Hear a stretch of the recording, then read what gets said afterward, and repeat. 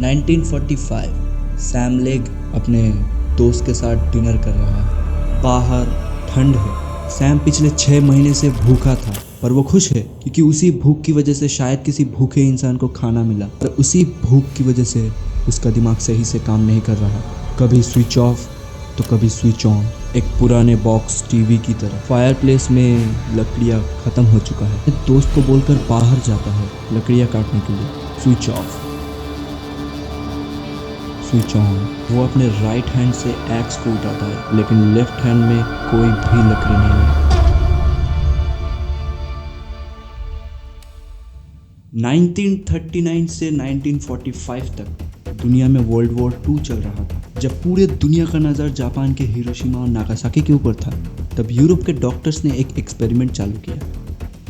Hello, my name is Jim Graham. I'd like to tell you about an experience that I had during World War II as a guinea pig in an experiment in semi-starvation.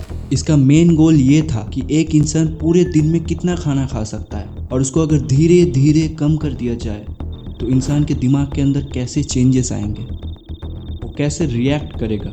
अब देखो, ये एक public experiment है, यानी कि कोई भी participate कर सकता है। बस प्रॉब्लम ये है कि कोई भी इंसान जानबूझ के भूखा क्यों रहेगा, और वो भी साल भर तक। डॉक्टर्स को भी ये बात अच्छे से पता था, इसीलिए उन्होंने इसको मेडिकल एक्सपेरिमेंट बोलना छोड़ के देश की सेवा का नाम दे दिया। यानी कि वर्ल्ड वॉर 2 में जब यूरोप के सोल्जर्स अपनी जान दे रहे थे, तब यूरोप में ये बताया गया कि इस एक्सपेरिमेंट से जितना भी खाना बचेगा वो किसी भूखे इंसान या सोल्जर को दिया जाएगा। अब इस बात में कितना सच्चाई है और कितना झूठ है किसी को नहीं पता।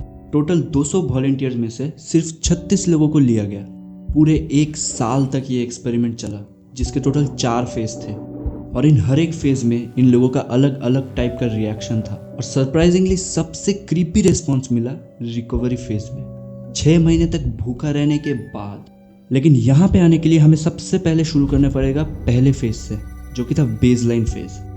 इस फेज के अंदर 2 मेन्यूज थे, जिनके अंदर 3 मील्स थे, दिन के 3 टाइम के लिए, मॉर्निंग, लंच और डिनर। और इन तीनों मील्स के अंदर सेम ही आइटम्स, कुछ वेजिटेबल्स, ब्रेड और थोड़ा सा डेयरी प्रोडक्ट। डेयरी प्रोडक्ट्स के अंदर आपको चीज मिल रहा था। ऊपर से ये लोग अपने डेली जॉब्स कर सकते थे, अपने फैमिली से मिल सकते थे। बट एक छोटा सा ट्विस्ट था, हर एक वॉलंटियर्स को रोज 22 माइल वॉक करना पड़ेगा। उसके साथ बॉडी में भी बहुत सारे टेस्ट लिए गए, height, weight, eyesight, lung capacity, stomach size, hand eye coordination, bone density, उसके साथ साथ यूरिन, स्पर्म और बोन मैरो।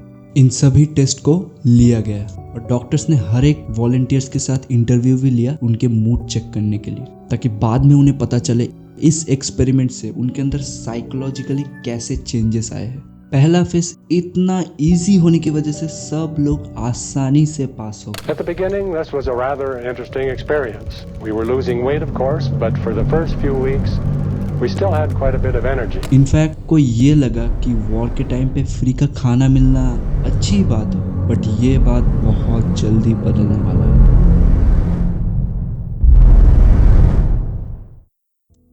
सबसे पहले तो उनके मील आधे से भी कम कर दिया गया, ताकि वो लोग हमेशा भूखा रहे। The 1570 calories was an average. Some of us had less, some had more.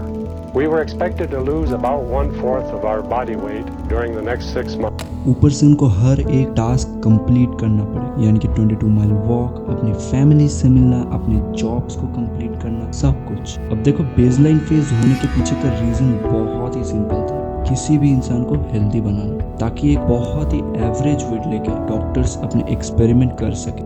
But अभी मील साइज आधे होने की वजह से धीरे धीरे वेट कम होते जा रहा है, शरीर की हड्डियां दिखने लगा है। I'd look in the mirror and see that my eyes looked hollow, my cheeks were only a thin covering for the bones in my face, and my hair was getting thinner. I felt like an old man. Probably looked like one. जो नींद पहले 6 से 8 घंटे में खत्म हो जाता था, वो नींद अभी 8 से 10, 10 से 12 घंटे तक होने लगा। अब ऐसा नहीं है कि वो लोग छोटी छोटी बात पे गुस्सा कर रहे थे, बल्कि उल्टा था, उनके अंदर एनर्जी ही नहीं रहता था, इसीलिए हमेशा लेटे रहते थे। खास करके 22 मील कार्डियो करने के बाद उनके अंदर एनर्जी ही नहीं रहता था जॉब्स करने के लिए, अपनी फैमिली से मिलने के लिए। इतना ज्यादा कि उनके अंदर कोई भी सेक्सुअल डिजायर भी नहीं था। One of the first effects of semi-starvation was the loss of interest in women. A couple of the fellows continued to date longer than the rest of us, but we found out afterwards they were having a sort of competition to see who could last the longest. They weren't really interested in the girls. लेकिन एक चीज के लिए उनके अंदर Dzire, खाना। I thought about food all the time. इतना ज्यादा कि कोई भी कैंडिडेट्स खाने के लिए लेट नहीं होता था। जितना भी बोरिंग और सिंपल खाना ही क्यों ना हो, वो लोग एक्साइटेड रहते थे। It was food, and any food tasted good. To this day, I find one of the tastiest foods is a simple boiled potato.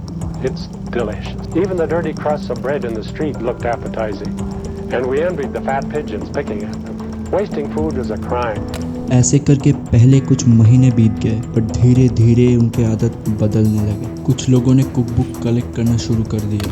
You know, the kind with beautiful color pictures of delicious looking dishes. कुछ लोग तो in fact दूसरों को खाना खरीद के देते थे खाने के लिए, और वो खुद उनके सामने बैठ के देखते थे। इनफैक्ट एक बंदे ने तो ये बोला कि हम लोग जब कॉफी शॉप में कॉफी पीने जाते थे, हमें गुस्सा आता था ये देखकर कि कोई भी कस्टमर अपना पूरा खाना खत्म नहीं करता, कुछ न कुछ प्लेट में पड़ा रहता।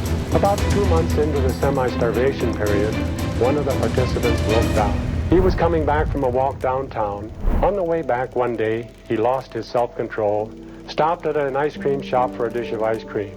Once he'd started, he couldn't stop. Before returning to the lab to report that he'd broken the diet and would have to be removed from the program. ऐसे करके 6 महीने बीत गए और फाइनली लोगों के चेहरे पे मुस्कान आई, ये सोच करके कि डिफिकल्ट फेज खत्म हो चुका है। As we approached the end of the semi-starvation period, our spirits rose and we were to begin eating again. But ऐसा बिल्कुल भी नहीं था।